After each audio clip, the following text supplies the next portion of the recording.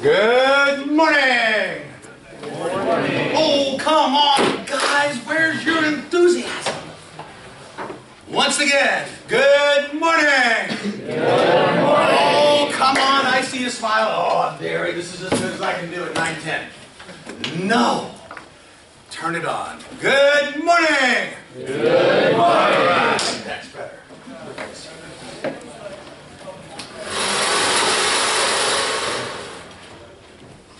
Another professor. This is my room. Just kidding.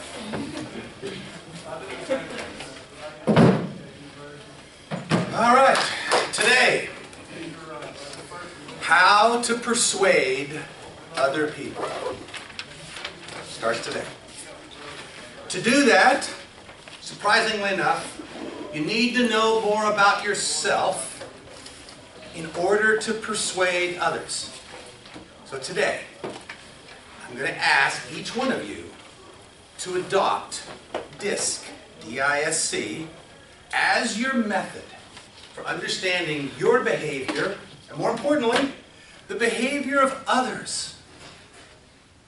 When you do, you will be more confident because you'll know better your strengths, your limitations. Number two, you'll step forward more often. You'll engage people because you'll understand how to manage the interaction. Let's start with your names. My goal by Friday is to remember all of them. Now, if I don't for some reason, don't take offense. It's not you, it's my lagging gray matter, Mr. Check. DeSalvo. Cherry. Oh man, who's this guy right here? Maybe it's the hat. This is Ratterman. This is, I'm going to guess. Ooh, maybe Steve Cross. Is it Hayne? No. Oh wait. Keel. Keel. Mr. Keel. Okay, Keel. If you take that hat off, I'll know because you won't have that hat on all the time. Bad hair's okay. Oh, it's all right. It's all right. I have bad hair. As a matter of fact, I don't have much bad hair left. Okay. So this is Miss. I got it. Grindstaff. You guys. Let me think here a second. Now this right here is Kerr. You guys. Oh, this is Hayne. Yeah. This is, we got Purvis. Purvis. Okay, Purvis here. God bless it, I can't get it. I got Williams back there. Yes. All right. You guys. Can't remember. Pardue. Yes. Guess. That's how you remember. No, I have to relate something to your face. It's not. All salespeople have to learn how to do this. You have to remember someone's name. You know why? Because it's one of the most personal things you can do is call someone by their name. I'm not good at it, but I'm getting better. So this is Pardue. This is Guess. Holmes. Holmes. Mr. Holmes. All right, now this is White. This is Harden and Craddock and Wynn.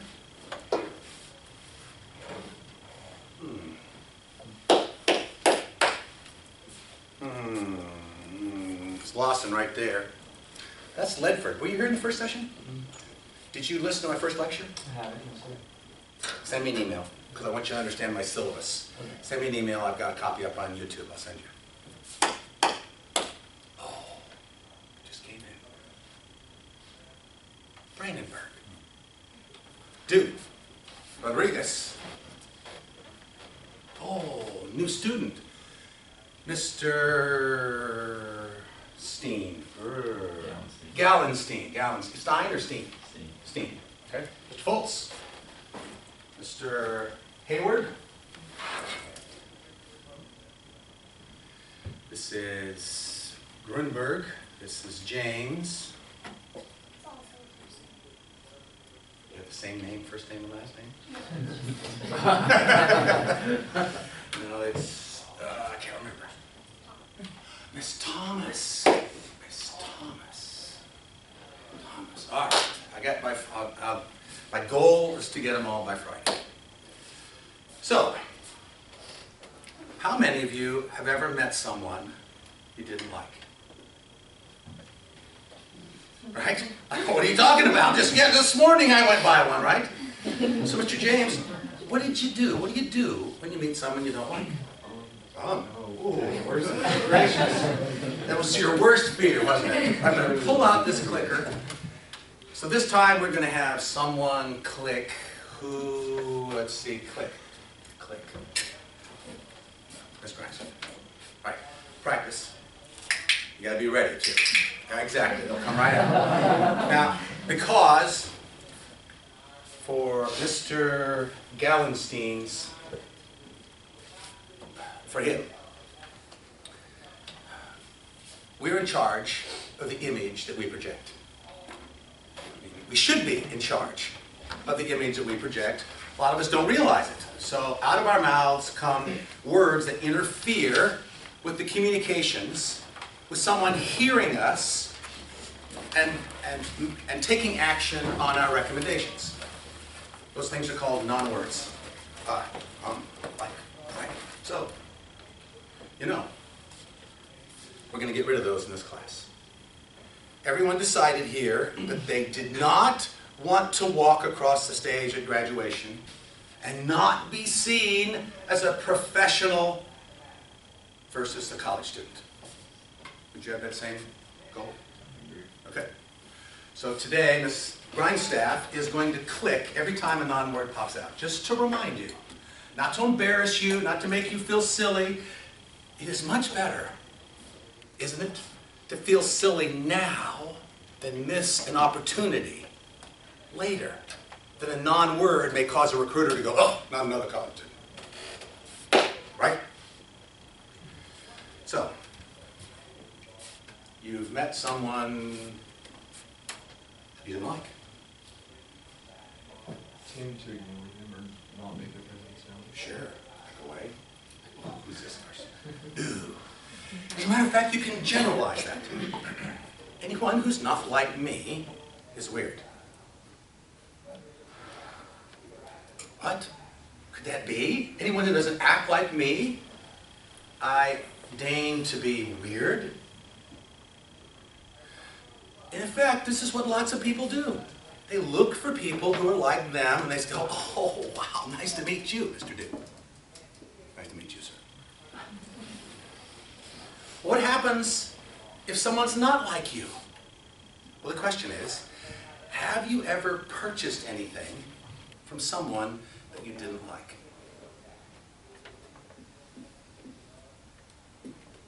Uh-oh. All the time. Which way? Where? The bookstore. Why do you go to the bookstore? Because they have what I need.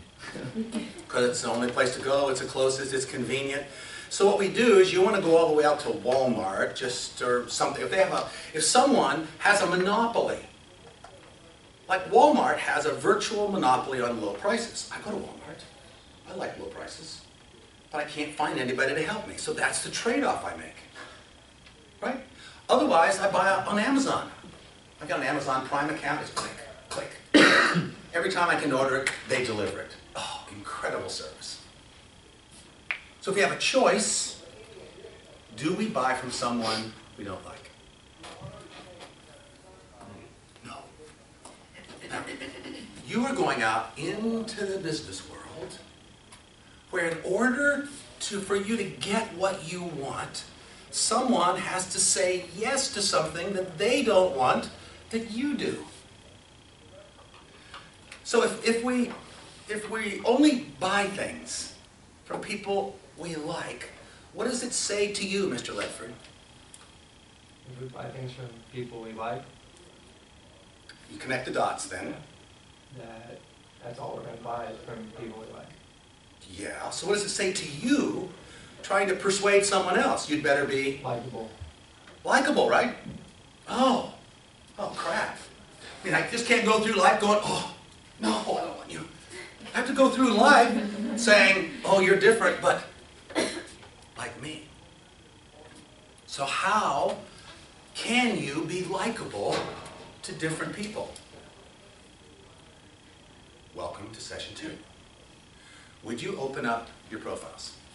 Go to page 3. You have an electronic copy or you have a paper copy.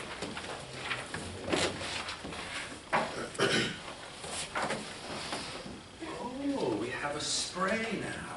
Improve it.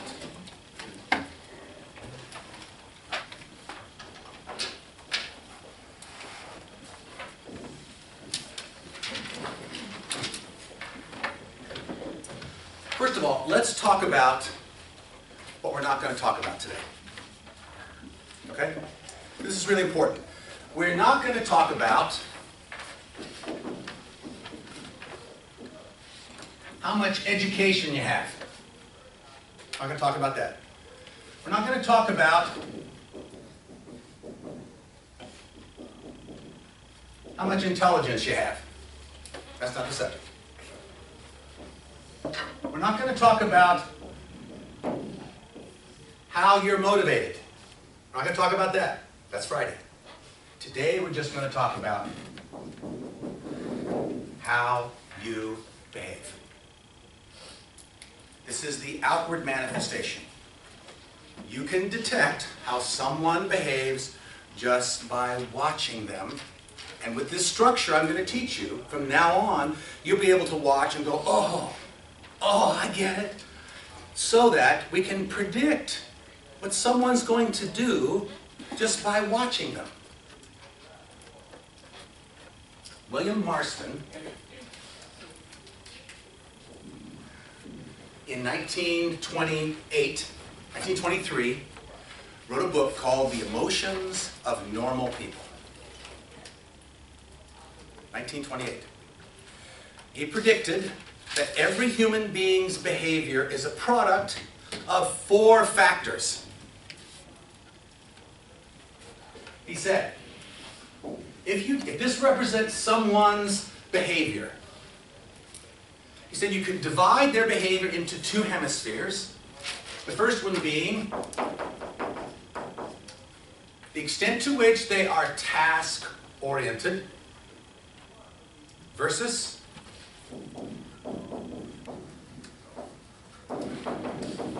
relationship-oriented. Every person is task-oriented. Every person's relationship-oriented in different degrees. Then, the extent to which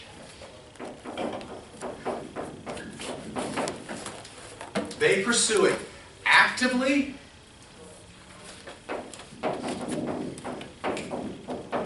or passively. There's the theory behind it. So, those people who pursued accomplishing tasks actively, he called dominance. On page 3, you will see a left-right scale, and if you are to the right of the middle, of the mean, it means you have a higher scale on dominance. If you're below the scale, it means you have a lower score on dominance. Is high better than low? Ms. Greenberg? No. It's just you. It's just defining the level of dominance that's for you. Now, when did this level get established in you? Psychologists say by the age of 6. Your behavior is set. That's why your grandmother said, Mister, you still won't come to my grave. Help me again. Mr. Keel. Mr. Keel. Did your grandmother ever tell you, oh yeah, you did that when you were little? You see, our behavior for most of us does not change after the age of 6. So, D is dominance. Now, if you actively pursue building relationships, Marston called this influencing. That's the second factor. If, on the other hand, you pursue tasks, but you do it passively, he called this C for compliance. And if you pursue relationships passively, he called this S for steadiness. This was 1928. There are over 100 different DISC models on the internet. They're all over the place now. Why? Because this dog hunts. This is the guy, when you use it, it's predictive. Once you get it, when you can identify the behavioral factors, D, I, S, and C in a person, once you see it, then you can predict what they're going to do. Mr. Foltz, why would that be helpful in an instance where you have to persuade someone? If you know what the outcome is, you can try to figure out a way to word whatever it is. Yeah, if you can predict how they're going to behave, then you can know what to do. Now let's go through the factors.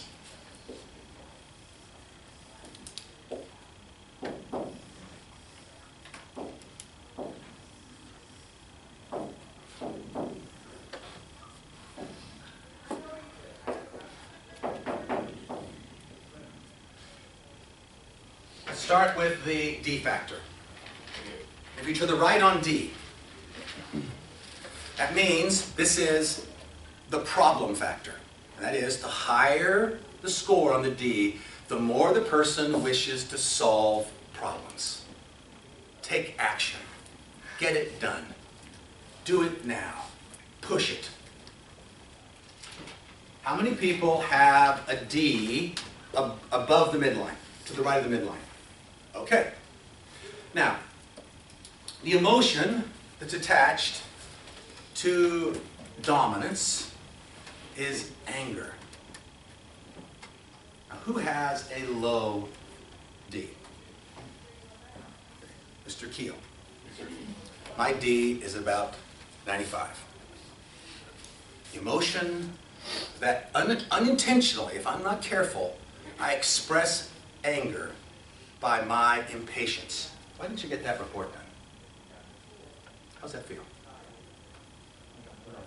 Yeah, like, oh, man, I'm in trouble, right? Did I intend to do that? No, in my natural style, I just said, why didn't you turn in the report? Oh, wait, am I really mad? What am I? So Ds, by their nature, can get in trouble with low Ds, right? Because low Ds say, whoa, hey, what are you getting in my face for? Now, they don't say anything like that. They just blanch, like, or, damn, I don't like that. Instead of the emotion of, I don't like that, what I want you to do now is just smile inside. Oh, that's a D. You can tell. Now, if you don't have this, Ds can be intimidating, right? Mr. James, why'd you draw this way? Is it wrong? No, it's just the tone, the way I did it, caused him to go, oh. Why? Because his D is low. Now, what happens if a D hits a D? Whose D is high? Mr. Hayward, what's your score? 7.5. 7.5. So why did you do that, Hayward? Comes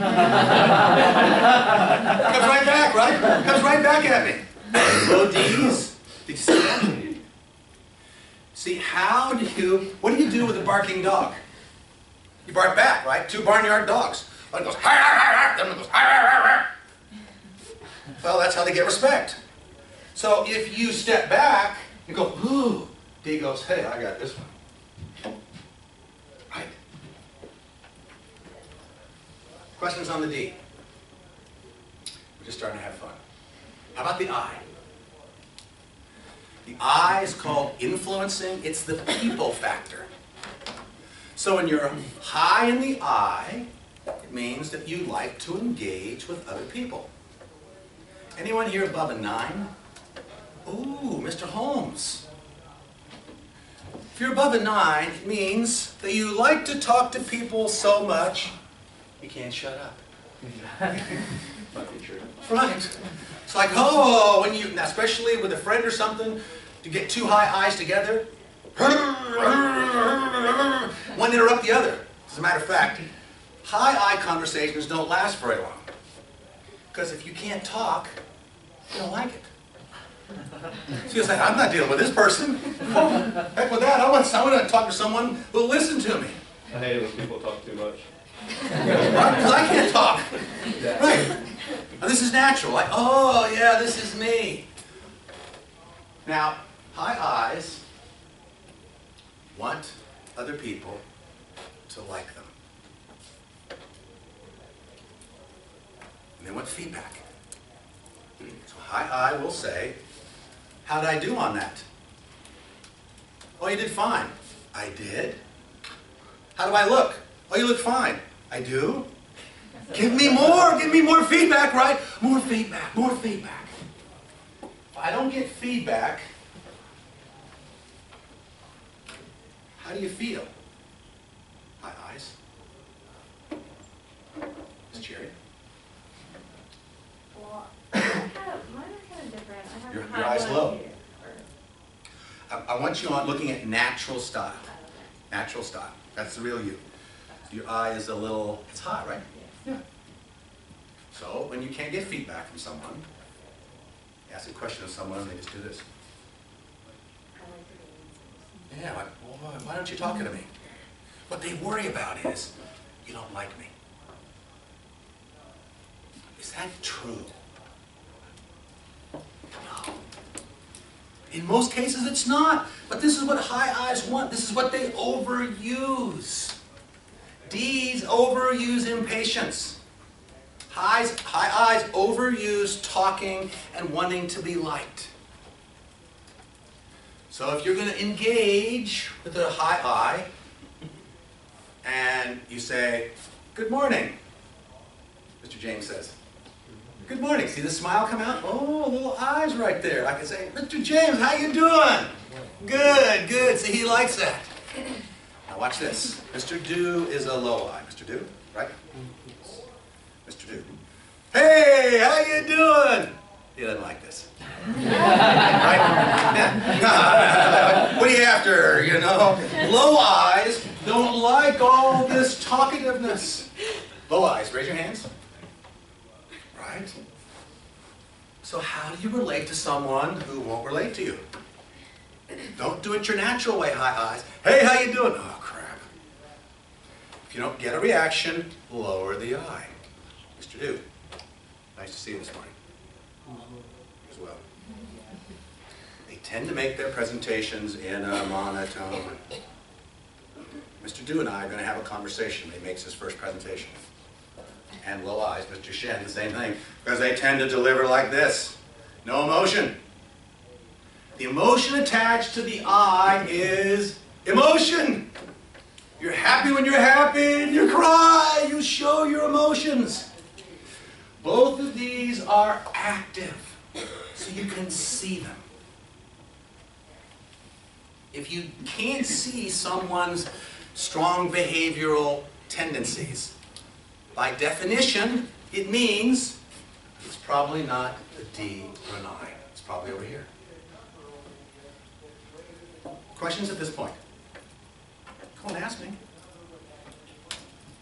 All right. What's your eye? My eye? Right at the top. How high is your eye? Right here. Right at the top. Shut up, Derry. Well, see, what I've had to learn in sales and in persuasion is when to shut up.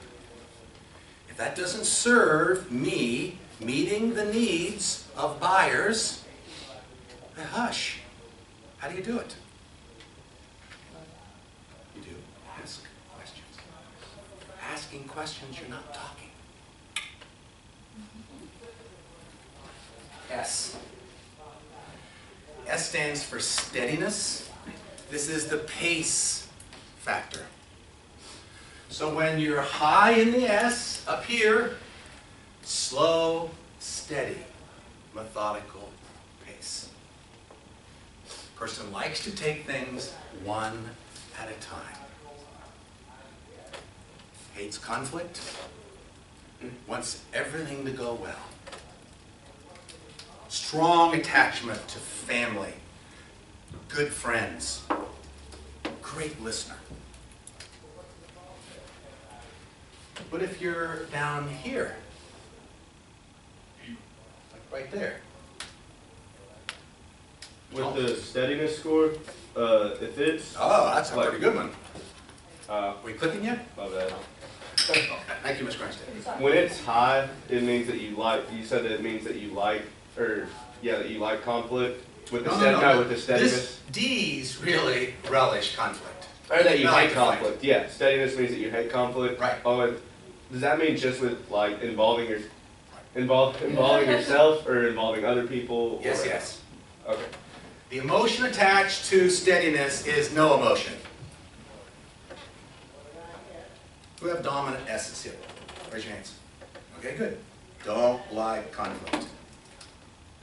Here's how. Well, did you say that S was like low emotion though? Mhm. But how does that, because I have a book, or I have Yeah, a I has all the emotion, S has no emotion. But I have both of those. So what- Right. So you have the I and the S together. So what that produces is someone who potentially is a good talker, mostly when she's talking to her good friends. Right? Well, people that you know a little bit, you'll talk to. People you don't know, not I. Now, if the S is above the I, then you will not necessarily like to talk to new people. These are their shades. The further they go down, the smaller the intensity on the I, the less talkative they are. The higher that S is, the more patient, the more thorough. When you combine both of them, you have a person who's a good talker, good listener. Same personality. What a wonderful person. Talks and listens. A great person to build relationships. Right? All right. Now, what happens when an S, high S, has a conflict? Let's go through a little story. So here's a dominant S. Whose S's is the highest? Mr. Shin, what score? 7.9. Anybody higher? 8.8. Ooh, we got a massive S here. Okay, good. It's not, there's no A in front of it. Okay. Massive S. So Mr. James, I'm going to make this up. So Mr. James has a female roommate. I don't know anything about her. Female roommate, and she is a high D. Well, let's pick a high D female. Who's a high D? There's a D above the line female. Oh, Miss Grindstaff. Okay, high D over here. You guys are roommates. So Mr. James has a car. Miss Grindstaff does not. So Miss Grindstaff says to Mr. Hoffman, could I borrow your car? And what goes on in the mind of an S is, it's my car.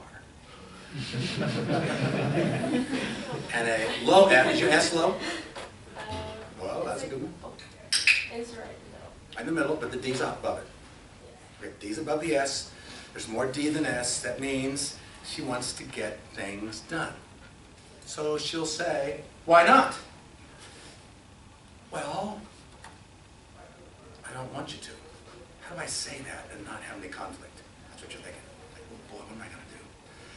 Well, and once she sees him start to, oh, I'll take real good care of it.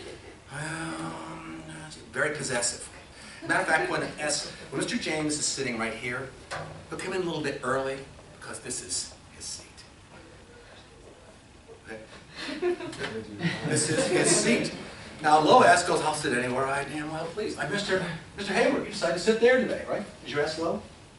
No, it's actually right on the line. But your D's higher. Cool. Start to see this? So, Mr. Howard lends his car to Ms. Grindstaff. And when she comes back, she's in a hurry, she gets out the groceries, she leaves the back door open. Now in most cars today this isn't true, but in the old days your battery would go dead. Okay, so she got an old car. So Mr. James goes out, morning after, notices the door is quite open. That's odd, closes it, click. Now, gets mad. How does he get mad? And, oh no, it's okay. He takes that anger and puts it in a gunny sack. Because he doesn't like to face it. He goes, oh, I had to get to school.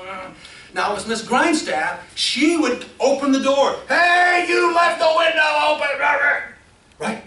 Yeah. What she does is anger comes right out. Gets it on the table. Especially if the D is high and the S is low. Wham! Out it comes. Now, the D gets mad, it goes over. But the S, gunny sacks it. So here's Mr. James, bad day. So he calls AAA, calls his dad, gives the AAA account, comes up, charges the battery. Now he's late. He hits the railroad track up here, train's going across. Puts it in the gunny sack. He goes into the parking structure, late, can't find a parking place. Into the gunny sack. What happens is it weights him down, weights him down, weights him down. If you don't know him, you never know it. When he comes in, Mr. Grunberg says, are you okay? I'm fine. Oh no, he's mad. No. And then what happens is a little tiny thing happens and boom! Well, you did this last week, and when you were 6 years old, you did that. When you were 10, maybe you did that. And this whole litany of things that you've ever done wrong comes out. S's. This is how S's tend to handle conflict. And you don't like that. You'd rather not feel that way, right? So you need an easy way to express some conflict. So, even though my S is low, I've learned that when my D gets out of hand, it's intimidating and not persuasive. So I'll say, I disagree with someone. I'm confused, Miss Cherry. I asked you to do this, and then I saw this. I wonder why. See? Does that feel intimidating? Mm-mm. I, and an S right here? No, that's fine. I can tell you why. If I said, why'd you do that? Then hackles come up. So if we just say, I'm confused, and take responsibility, doesn't mean you're responsible, but what you're trying to do is have a conversation about something that bothers you. Low S's. How many in the room? Impatient. Love to multitask. They can only do one thing at a time. God, that's what pulls your energy down, is when a low S has to do one thing at a time for a long time. Right? Exactly. S's, on the other hand, love it. They do their best work when they can start a project and finish it. Then take a new one, start it and finish it. Questions about the S? Sorry. It's yours. It's yours. Down here. Down here, I'm not at all. Miss I Cherry. do have a question. Okay, you said that our natural style is who we truly are. Mine just fluctuates differently and greatly between natural and school style. Right. So I know I react differently to different people because of who we are, but also I act differently in different situations. Because I can be both of the spectrums you're talking about. I can be very angry and come off aggressive, but then if I'm with like my mom, I try to step back and not cause her to get mad. So What's going on? I don't know, that's why I'm asking. What's going on? Now, when an S reports, asks a long question. High D, low S does this. Come on, tell the whole thing. I know where you're going, I know where you're going. Do I really know where she's going? No, but I'm too impatient. What I have to do is listen. I think I got it. No, don't make judgment. I have to listen completely. Now, if you want to do this fabulously well in a selling situation, then you reiterate. You rephrase without repeating. So what you're saying is that you tend to change in certain circumstances, and you do that purposefully to some people in order to communicate well to them. Sometimes, but also I I agree more with that one than that one for myself. Okay, let's talk about graph 1, graph 2. Your natural style is you being yourself. It's the way that the assessment is set up. Your school style, it asks you how you behave in your school style. The extent to which those are different conveys that you think you have to behave differently as a student than your natural style. When that happens, that imposes stress. Because as a student, you're not being yourself. Now you can choose that. What this conveys is the emotional transition. Like, I feel I have to do that. But listen, the more you do that, the more it wears you out. So, this is an IS. Oh, it's all right, I can see it. Okay. Well, hold on a second. Before I get to that, let's complete it. We'll That's complete right. it. I'm Complete sorry. this, and then we'll talk about the complex of all four of them together. The C factor. C stands for compliance, and this is the procedures factor. So we've got problems, people, pace, procedures. If you're high in the C, it means you wish to comply to rules set by others. You like to follow rules that are successful. If you're low in the C, you want to follow your own rules. To hell with following the rules, I'm going to make my own rules. Is that good or bad? It can be good if you're in a situation like a lawyer or something, where they basically start creating their own laws by how they find their ways around the rules. Of course, entrepreneurs. If you always do what you've always done, you'll always get what you've always gotten. Entrepreneurs create new things. Most often, not always, most often entrepreneurs are down here. They create something new. What if your C is high and you want to be an entrepreneur? You can still do it, but now cognitively, you have to realize, oh, what I like with a high C is to follow details. The emotion that's attached to compliance is worry. High C's. The worry delivers quality. High C's tend not to make mistakes. They're very focused on following the details. D's want to get it done. C's want to make sure it's right. Most often, one is high and one is low in someone's profile. Occasionally, the D and the C are above the line. More often, the D and C are below. Now, what happens if you have a low C? Who has a C that's the lowest in their natural style? Okay. So this means that you guys don't like details. You'd rather do it your way. But wait, you're in college. So by definition, low C's operating in a high C environment. Not supposed to be this way, but that's the way it is. Sit in rows. Do what we say. Those are C kinds of directions. High D, low C. Get it done my way, right? Get it done my way. I don't like college. I want to do it my way.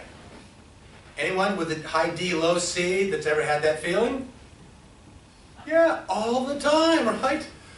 Oh, so it's not college, it's me responding to this environment. Wait a minute. Why am I here? I want to get a college education. So if I allow this place that rewards high C behavior to make me mad, who's at fault? Ms. Christaff. Me. I'm responsible. Oh! oh, that's me. So now a lot of this can wash off. Oh, okay, it's okay if I'm not good at details. Yeah, that's you. No, it's not okay if you don't follow details when they matter. But if you have a low C in your natural style, that's you. Questions at this point? Your C low. Mid-range. About 40. What does low D and low C mean? Low C means low compliance. High D means high dominance. Thank you. Low I means low influencing. Now let's put these all together, okay, so you can see how this works. Who wants to be a guinea pig? So your natural style, Mr. Holmes. Holmes, yeah, I was going to say that. Mr. Holmes. Your D is 2.7. 2.7, My I is 9.6. 9.6, Steadiness is 4.6. 4.6, And compliance is 3.1. 3.1. So, when you look at, okay, I want all of you to turn the page.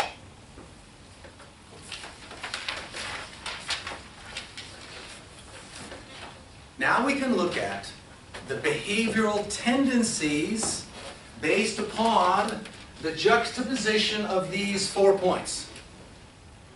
So, Mr. Holmes, what is the #1 factor for you in your natural style? The strongest tendency? You mean of those 4? No. On that page, on page 4. What's it say? Interacting with people. Interacting with people. High I, low S. Now here. The lower the S, the higher the I. We call this impatience to meet people. Mr. Holmes, you can go into any place you want. Open it up, talk to people. Hey, how you doing, right? Easy for you to do. Yes, sir. So the #1 factor is interacting with people. What's number 2? It's focus on people's needs.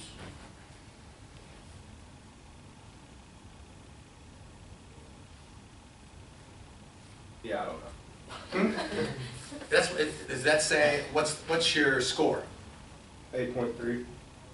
Focus on people's needs. Well, I'm gonna disagree a little bit with the manufacturer.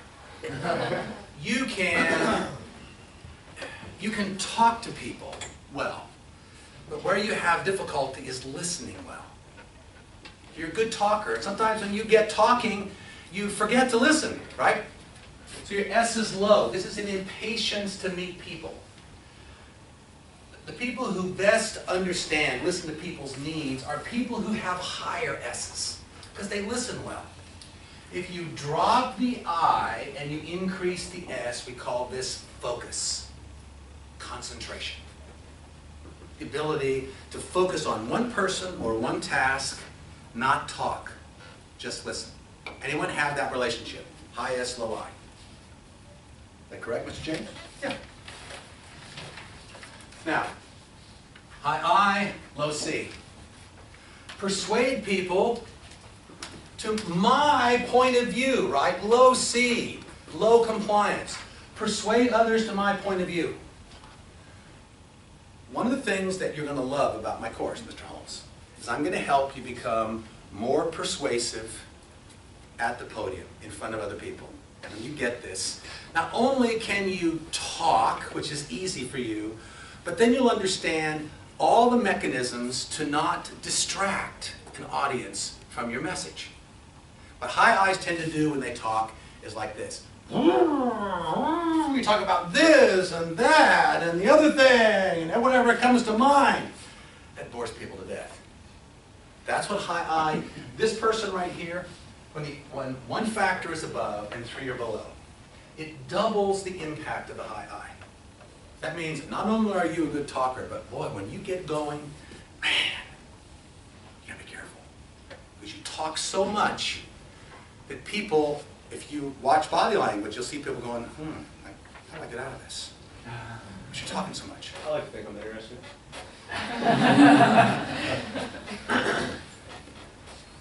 All All high I's want to be liked. And what they worry about is that people won't like them. To what degree are you in charge of another person liking you? Can you cause that? I think I can. I think I can. Is it true? High eyes need to remember that they need to manage that. That's one of the biggest things they have to manage, is dealing with not being able to get someone to like them. High eye, low eye. One example for you. High eye female marries low eye male at the altar. Pastor says to the man, "Did you take this woman?" Blah, blah, blah. "I do. I love you."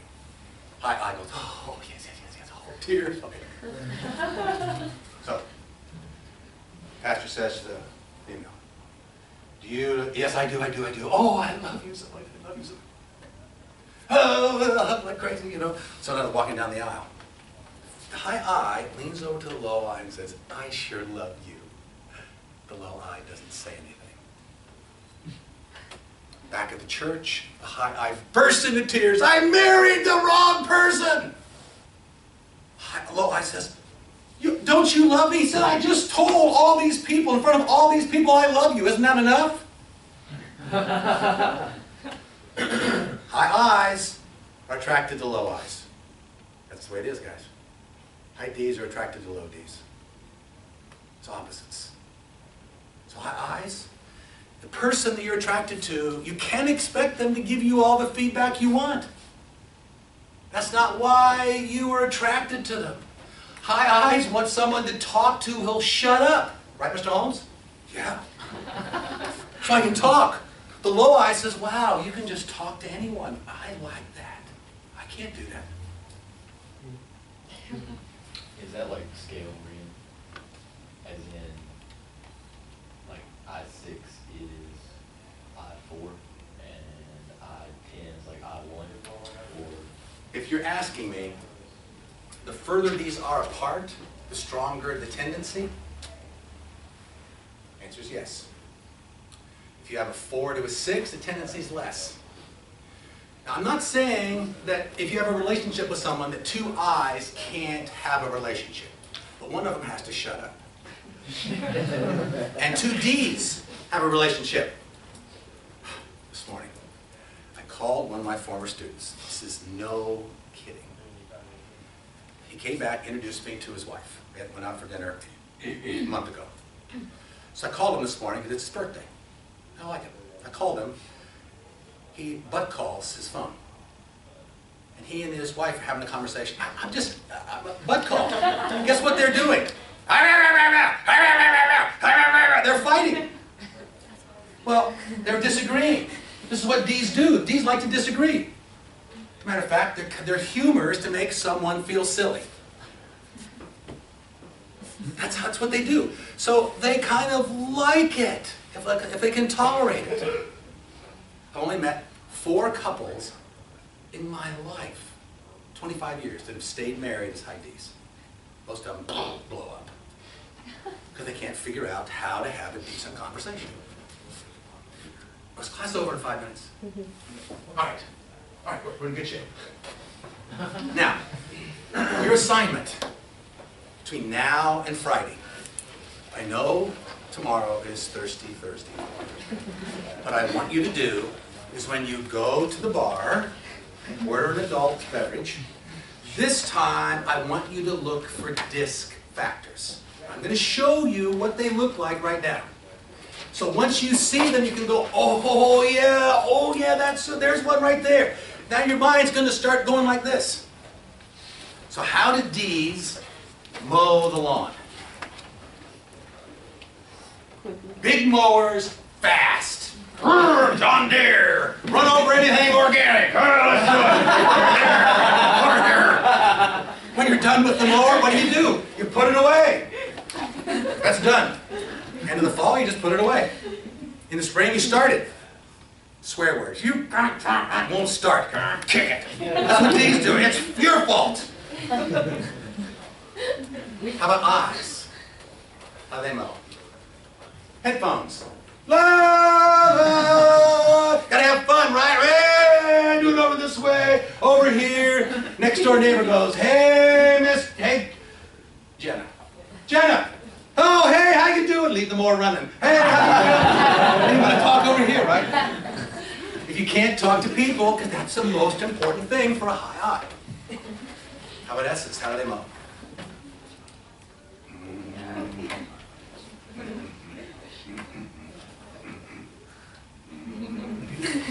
Same pattern every time. Over here, you go under the bushes here, under the bushes under here, got that part over here. It's the same every time. Why?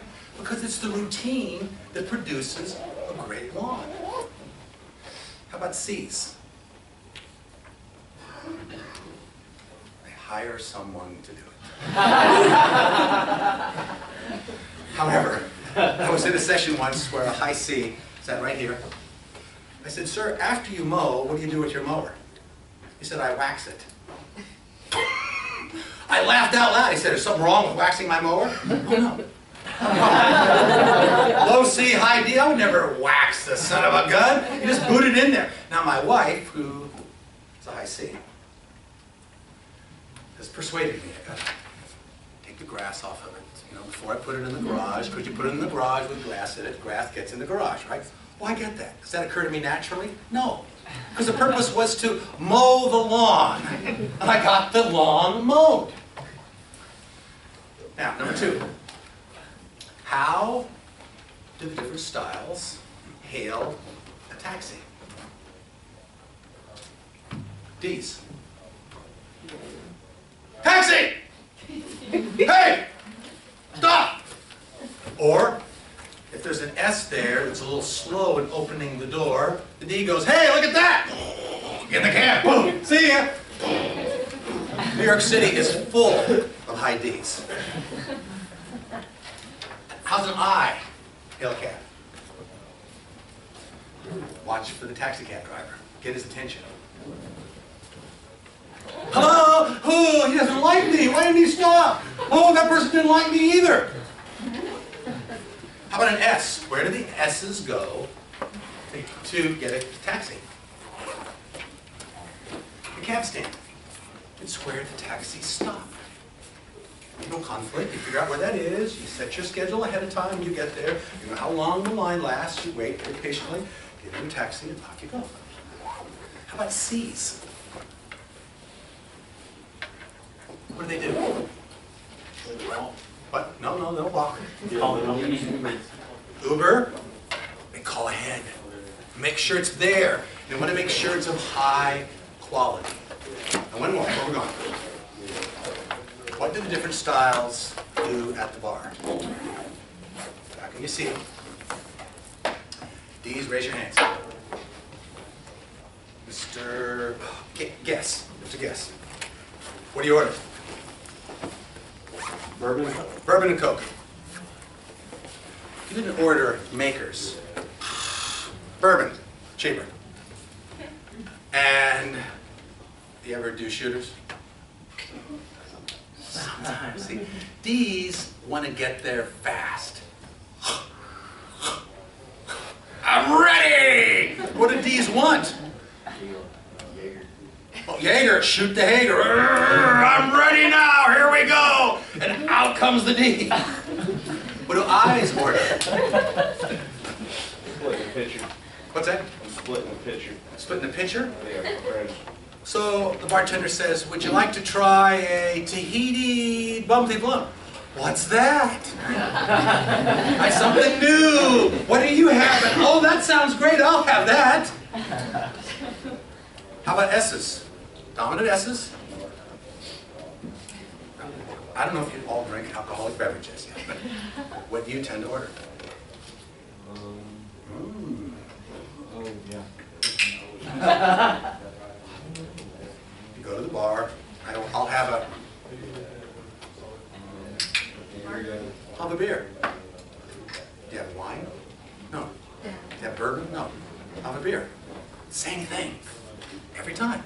Why? Because this is what I can tolerate.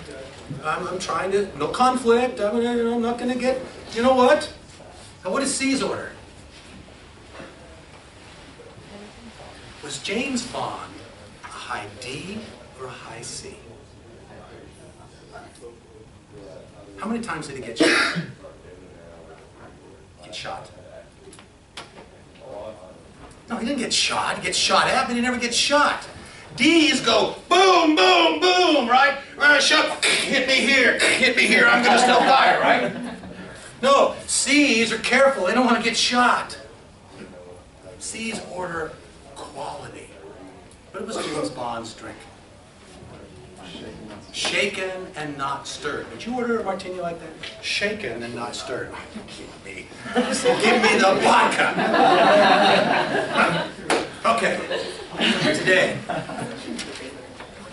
I started the session by saying to you, you need to understand other people well in order to persuade them. Use DISC.